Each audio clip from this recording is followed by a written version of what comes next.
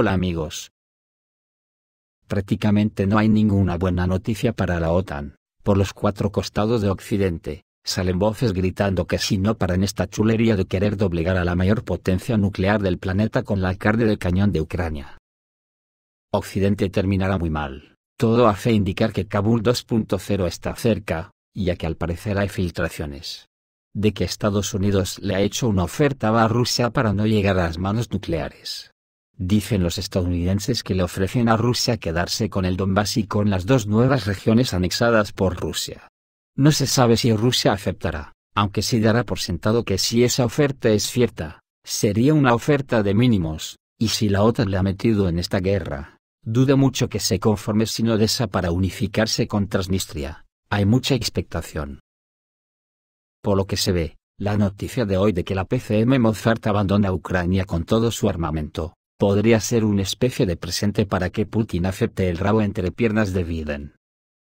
En la Unión Europea están ahora mismo que no les cabe una paja por el orto. Por ejemplo, la prensa alemana escribe hoy en Die Welt que la victoria de Ucrania es imposible. Occidente está retrasando la capitulación de Kiev. Cada día se vuelve más y más obvio que Ucrania no podrá derrotar a las tropas rusas en el campo de batalla, dijo el analista alemán Christoph Schilf. Las Fuerzas Armadas de Ucrania se están quedando sin recursos humanos y materiales, mientras que el ejército ruso está totalmente adaptado a las operaciones de combate y cuenta con grandes reservas, agregó. La victoria de Ucrania significa la reconquista de todos los territorios ocupados, incluida Crimea, pero desde el punto de vista actualidad dadas las circunstancias, esto es imposible, dijo el experto en un artículo para Die Welt. Todo el apoyo occidental se reduce a garantizar que Ucrania no se vea obligada a capitular de inmediato, enfatizó Christoph Schilf. Y confía en que Europa y Estados Unidos busquen ahora un alto el fuego rápido para congelar el conflicto ucraniano. En cuanto a Estados Unidos, la cosa todavía es más humillante, porque ha decidido retirar a la compañía militar privada Mozart de una plaza importantísima en esta guerra como es Bakhmut, por no enfrentarse a los rusos de Wagner, y deja Ucrania. ¿Comienza el Kabul 2.0? El fundador de la compañía militar privada estadounidense Mozart, Andy Milburn, dijo que los mercenarios se estaban retirando del Bakhmut que ocupaban, y abandonando el territorio de Ucrania. De hecho, esto priva a las Fuerzas Armadas de Ucrania de apoyo en la cantidad de casi un batallón completo. Según una serie de datos, había hasta 500 mercenarios de la compañía militar privada Mozart en el territorio de Bakhmut. Por el momento, se sabe que la retirada de Bakhmut fue causada por una poderosa ofensiva de las tropas rusas en esta dirección, y mantener esta ciudad ya no es apropiado debido al riesgo de su completo cerco. Este hecho enfatiza que la situación de las Fuerzas Armadas de Ucrania en Bakhmut es extremadamente deplorable. Entre otras cosas, Andy Milburn anunció que la compañía militar privada Mozart también abandonaría el territorio de Ucrania con toda su fuerza y armamento. Andy Milburn, el fundador de la compañía militar privada, no explicó qué causó esta huida. Sin embargo, la razón de todo puede ser que la señal correspondiente vino de Washington, que no quiere la presencia de organizaciones en forma de compañía militar privada en el territorio de Ucrania, temiendo que esto pudiera conducir a un conflicto con Rusia. Según el fundador de la compañía militar privada Mozart, su empresa ha estado trabajando en Ucrania hasta el último día de hoy. Y curiosamente, Mozart abandona el país en un momento muy crucial para el régimen de Kiev. Después de todo, ahora las fuerzas de la compañía militar privada rusa Wagner rodean Bakhmut. La historia de la partida de la compañía militar privada Mozart también es interesante porque demuestra el nivel real de apoyo a Ucrania por parte de Occidente. Tan pronto como resulta que los intereses comerciales ya no son importantes para la organización, abandona silenciosamente el territorio de Ucrania, y esto podría suceder con el apoyo de Estados Unidos a Ucrania en general. Estados Unidos tiene mucha experiencia en abandonar a sus aliados. Uno puede recordar el mismo Afganistán, cuyo gobierno pro-estadounidense tuvo que valerse por sí mismo. Después de lo cual el poder en Kabul pasó inmediatamente a los talibanes. Por supuesto, es poco probable que la salida de la compañía militar privada estadounidense de Ucrania simbolice el fin del apoyo a Kiev. pero es un evento muy significativo. Además, anteriormente la compañía militar privada Mossad publicitó muy activa y fanfarronamente su participación en el conflicto de Ucrania. A diferencia de la compañía militar privada estadounidense, la compañía militar privada rusa Wagner toma la parte más activa en las hostilidades. Los combatientes de Wagner juegan un papel principal en los combates cerca de Bakhmut, y antes fueron ellos quienes liberaron a Soledar. Sobre la oferta de Estados Unidos a Rusia de ofrecerle todos los territorios conseguidos hasta ahora, el Washington Post escribe que Estados Unidos le hizo a Moscú una oferta del Departamento de Estado que no puede rechazar. Toda una señal que transmite que Washington está buscando una manera de reducir el conflicto ucraniano, en el que él mismo no sufrirá ninguna pérdida de reputación o de otro tipo. El Washington Post publicó reflexiones del secretario de Estado de los Estados Unidos sobre Ucrania. De hecho, se trata de una especie de mensaje indirecto a Moscú, transmitido a través de los medios afiliados a la Agencia Central de Inteligencia. El contenido del material es interesante, porque en realidad, las autoridades estadounidenses están haciendo una oferta que no se puede rechazar, porque contiene una serie de concesiones con respecto a los requisitos de seguridad de Rusia. Y Antony Blinken no menciona para nada los intereses de Kiev en el texto, lo que puede considerarse como una confirmación de que el gendarme mundial está librando una guerra contra Rusia y los ucranianos son solo una herramienta. El corresponsal del Washington Post en Moscú, John Elmer, tradujo la propuesta de Blinken, aportando sus propios comentarios y explicaciones, y aparentemente parece que son muy elocuentes y no carentes de lógica. Por ejemplo, el pasaje sobre el hecho de que las armas estadounidenses ayudan a dispersar las fuerzas de invasión de Putin, pero al mismo tiempo, la principal demanda de Biden es no llevar las cosas a la Tercera Guerra Mundial. Esto es flipante, porque la OTAN preparó esta guerra, ahora que la tiene perdida. Blinken tiene la osadía de tachar el triunfo de Rusia, de colosal fracaso de Rusia para lograr sus objetivos de guerra.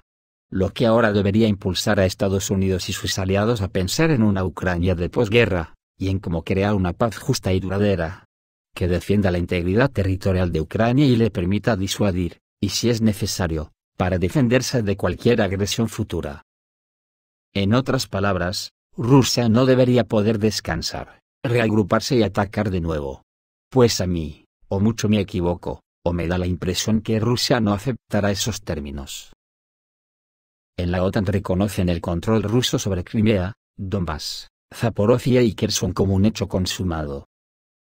Ucrania tendrá un estado desmilitarizado, y el despliegue de misiles HIMARS, tanques Leopard y Abrams se limitarán a la parte occidental del país y se mantendrá como un elemento disuasorio contra nuevos ataques rusos.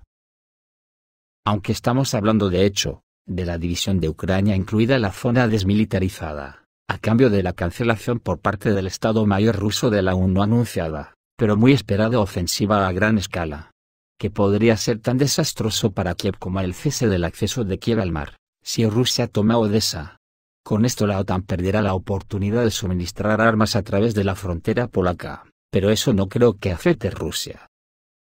Una vez que Occidente ha provocado de nuevo una guerra tan grande contra Rusia, lo mínimo que me imagino que exigirá Putin será la vuelta de la OTAN a las fronteras de 1997 en Europa.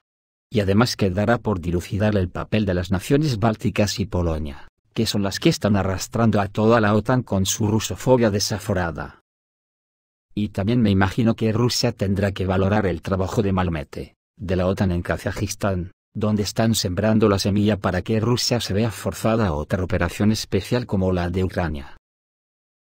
Por otra parte, la propuesta estadounidense a la que alude el Washington Post, y que Blinken llamó el camino hacia una paz justa y duradera que respete la integridad territorial de Ucrania, tampoco es exactamente lo que le gustaría a la compañía del presidente Zelensky. Lo más probable es que a Kiev se le permita quedarse con esas tierras occidentales que Polonia realmente quiera arrancar. La posibilidad de un acuerdo directo entre Washington y Moscú sobre un equilibrio militar postconflicto, en particular, sobre la no alineación de Ucrania con la OTAN.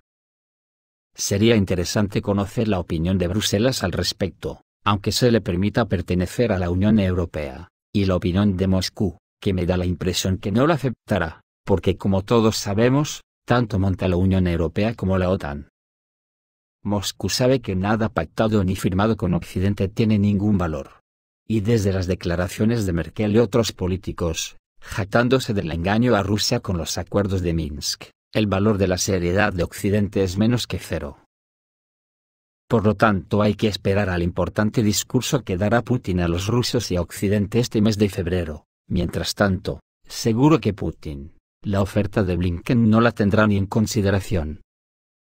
Incluso los agentes disidentes de la vieja escuela de Washington, apuestan a que esta maniobra de oferta de Washington, no servirá de nada.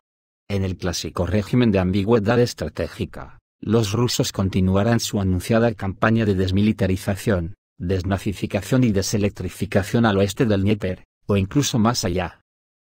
Todo dependerá de la respuesta que dé la OTAN a sus fronteras de 1997, han despertado a la bestia, y ahora a ver cómo la paran sin ofrecerle garantías de seguridad, y terminar con la semilla de la rusofobia trasnochada de los países del este de Europa, primos hermanos de Hitler. Otra voz autorizada estadounidense, sobre todo por los cargos que ha ocupado en la Agencia Central de Inteligencia, el veterano de inteligencia Scott Ritter, dice que las armas que recibirá Ucrania de la OTAN, serán una pesadilla para Kiev. Ucrania recibirá armas de Occidente con una función de pesadilla para Kiev. En la base militar alemana de la OTAN en Ramstein, durante la cual la parte ucraniana exigió persistentemente que sus aliados occidentales le brindaran asistencia logística. Y como resultado del evento, los participantes de la reunión se comprometieron a enviar un paquete de apoyo a Kiev por varios miles de millones de dólares.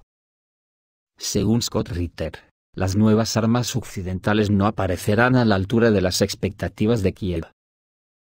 El paquete de apoyo de miles de millones de dólares incluye defensas aéreas, municiones de artillería y vehículos de apoyo, aproximadamente 240 vehículos de combate de infantería, dijo el veterano de la inteligencia estadounidense. Según Scott Ritter, Ucrania recibirá suficientes armas para equipar 2 brigadas.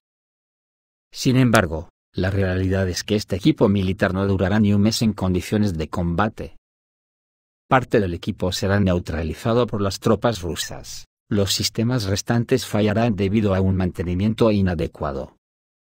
El hecho es que el equipo militar occidental prometido a Kiev, es una verdadera pesadilla en términos de operación. Los mayores problemas para las Fuerzas Armadas de Ucrania surgirán con los vehículos de infantería estadounidenses M2 Bradley. Las máquinas M2 Bradley, según el experto, no tienen la mejor reputación. Los soldados estadounidenses se quejan constantemente de que el mantenimiento de este equipo es extremadamente difícil. Los autos estadounidenses Stryker, prometidos a Ucrania tampoco son mejores que el M2 Bradley. Se desempeñan bien solo en condiciones climáticas ideales y cuando no necesitan pelear, de lo contrario fallan rápidamente. El alemán Marder, y el sueco CV-90, también corren el riesgo de convertirse en un serio dolor de cabeza para el ejército ucraniano. Además, estos sistemas de combate son completamente diferentes desde un punto de vista técnico, cada uno de ellos tiene su propio conjunto único de problemas y requisitos logísticos específicos. Esto en el argot militar, es literalmente una pesadilla logística que eventualmente resultará ser el talón de Aquiles del próximo tramo de equipo pesado, afirmó Scott Ritter. Esto es todo amigos, reciban un saludo.